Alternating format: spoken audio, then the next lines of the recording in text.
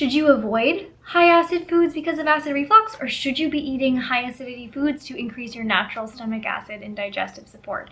Everywhere you look, there is conflicting information about what not to eat for acid reflux. From the Facebook groups or the handout that your doctor may have given you at your appointment, there is a lot of confusion about what to eat for reflux.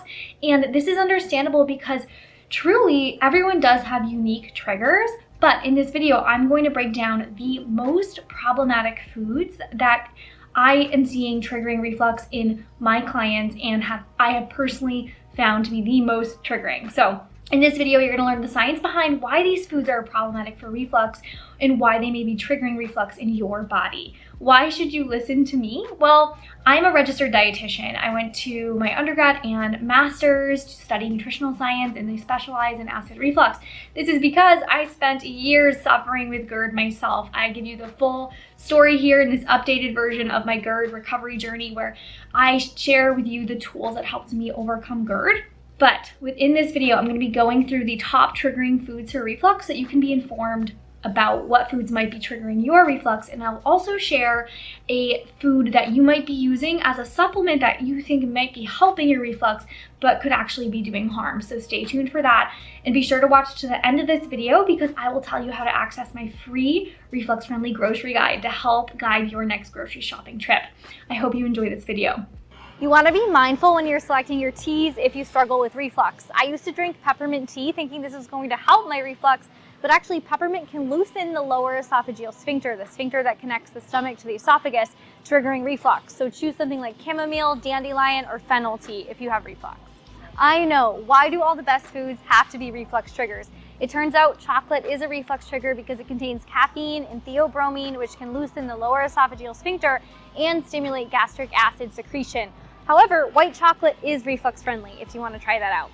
Garlic and onion are not a trigger for everyone with reflux. However, you do want to be careful of raw garlic and onion. These can be particularly problematic for those with reflux because they can stimulate the lower esophageal sphincter to relax. Also, allicin found in garlic can increase gastric acid secretion. However, I've definitely noticed in my clients, they tend to tolerate cooked garlic and onion in small amounts much better than raw onion or garlic in larger amounts. So watch the amount and play with it cooked versus raw.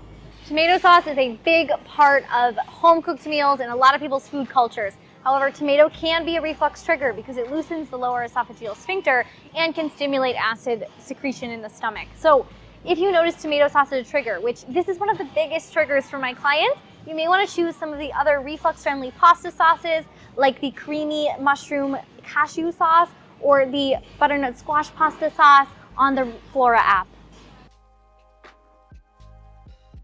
When we think about fat, we often think about butter, but think about buttery popcorn, creamy Alfredo, or fried food.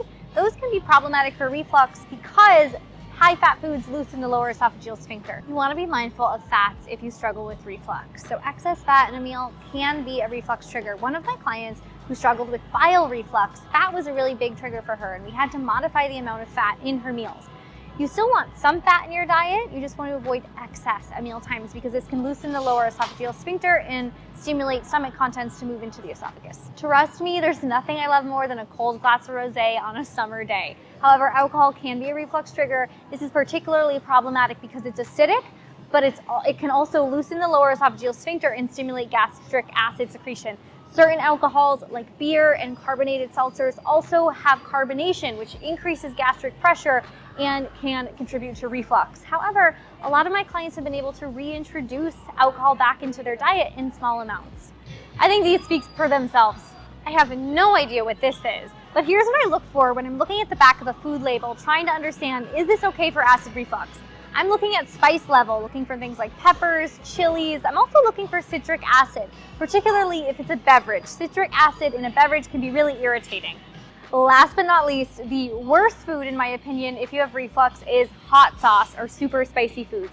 Think about it. If you have inflammation or irritation in your esophagus or your stomach, pouring hot sauce on that is not going to feel good. So you want to choose some reflux-friendly seasonings, and you can head to my best foods for reflux to understand some new flavors you could add that won't irritate your reflux. To say thank you next to spicy ramen. Spicy ramen could be the worst food for acid reflux because It's not only spicy, which increases gastric acid secretion, but the excess liquid in the large volume of a ramen bowl could be a really big acid reflux trigger during a meal. You know that burning feeling in your throat or esophagus, or mucus production, coughing? If you struggle with those symptoms of reflux, you might be struggling with a type of reflux called LPR, or laryngopharyngeal reflux.